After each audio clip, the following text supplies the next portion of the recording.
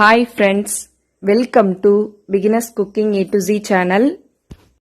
இன்னைக்கு நம்ம சேனல்ல பாசி பருப்பு வச்சு பர்ஃபி எப்படி செய்யறதுன்னு பார்க்க போறோம். ரொம்ப ஹெல்த்தியான ஸ்வீட், குழந்தைங்களுக்கு ரொம்ப பிடிக்கும், அவங்களோட ஹெல்த்துக்கும் ரொம்ப நல்லது.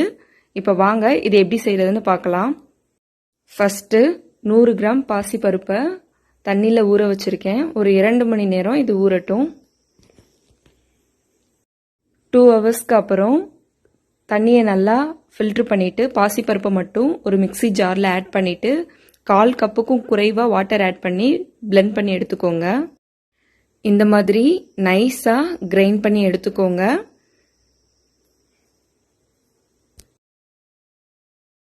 நான் இன்னைக்கு ஸ்வீட்னஸ்க்கு வெல்லம் தான் யூஸ் பண்ண போகிறேன். ஸோ அதில் டஸ்ட் இருக்குன்றதுக்காக வாட்டரில் அந்த வெல்லமை ஆட் பண்ணிவிட்டு லைட்டாக பாயில் பண்ணக்கப்புறம் ஃபில்ட்ரு பண்ணிவிட்டு எடுத்துக்க போகிறேன். 100 கிராம் பாசிப்பருப்புக்கு 100லேருந்து 150 கிராம் வரைக்கும் நீங்கள் வெல்லம் ஆட் பண்ணிக்கலாம். நம்ம இப்போ வெல்லப்பாகு ரெடி பண்ணி வச்சுக்கலாம்.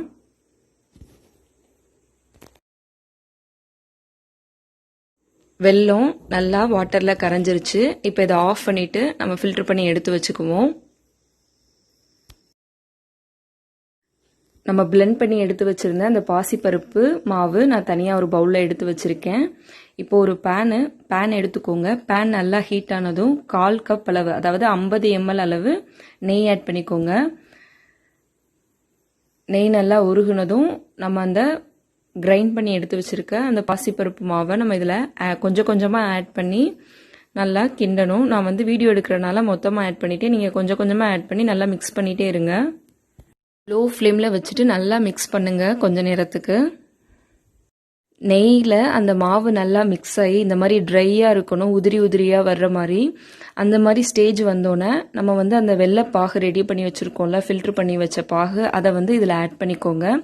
நான் இன்றைக்கி 100 கிராம் வெல்லம் எடுத்திருக்கேன். நீங்கள் நல்லா இனிப்பாக வேணும்னா 150 கிராம் வரைக்கும் எடுத்துக்கலாம்.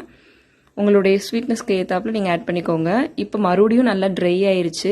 இந்த ஸ்டேஜில் ஒரு 1/2 லிட்டர் பாலை நல்லா காய்ச்சி பாதி ஆகிற வரைக்கும் காய்ச்சி எடுத்து வச்சுருக்கேன். அதையும் இப்போ இதில் ஆட் பண்ணிக்கலாம்.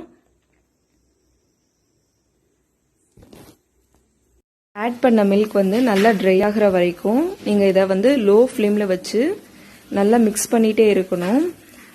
லோ ஃப்ளேமே வச்சுக்கோங்க, இல்லைன்னா அடி பிடிச்சிரும். அதே மாதிரி கிண்டிகிட்டே இருங்க, இல்லைன்னா கட்டி கட்டியாக விழுந்துடும். ஸோ இது உதிரி உதிரியாக இருக்கணும்.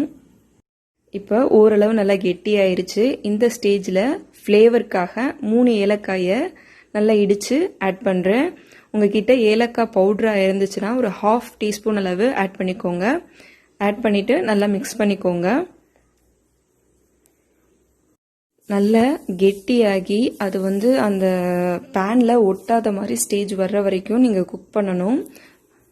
அதுக்கப்புறம் நீங்கள் ஸ்டவ் ஆஃப் பண்ணிவிட்டு இறக்கி வச்சுக்கோங்க. இதை நம்ம கூல் பண்ணிட்டு தான் பர்ஃபி மாதிரி கட் பண்ண போகிறோம். ஸோ நான் எந்த பாத்திரத்தில் செய்ய போகிறேனோ அதில் லைட்டாக நெய் அப்ளை பண்ணியிருக்கேன் எல்லா சைடும். இதில் நம்ம குக் பண்ணி வச்சுருந்த அந்த பாசிப்பருப்பு பர்ஃபியை இதில் ஆட் பண்ணிக்கலாம்.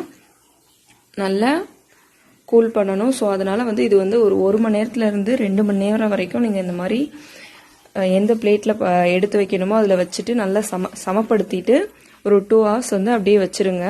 அது நல்லா கூல் ஆகட்டும்.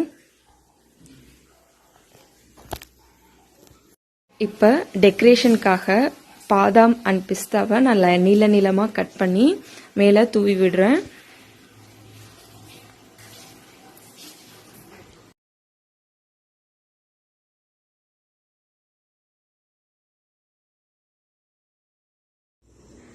இப்போ 2 hours ஆயிருச்சு, நல்லா ட்ரை ஆயிருச்சு. ஸோ இந்த ஸ்டேஜில் நம்ம பீஸ் போட்டுடலாம். நான் இன்னைக்கு ஸ்கொயர் ஷேப்பில் செஞ்சு எடுக்க போகிறேன்.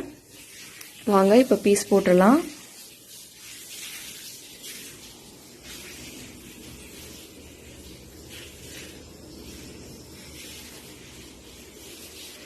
நீங்கள் எவ்வளோ நேரம் அப்படியே ட்ரையாக விடுறீங்களோ அந்த அளவுக்கு அது நல்லா திக்காக கிடைக்கும். வெளியில் நல்லா திக்காக இருக்கும், உள்ளே நல்லா சாஃப்டாக இருக்கும். சாப்பிட்றதுக்கு ரொம்ப மிருதுவாக இருக்கும். அவ்வளோதான், பாசிப்பருப்பு பர்ஃபி ரெடி ஆயிருச்சு.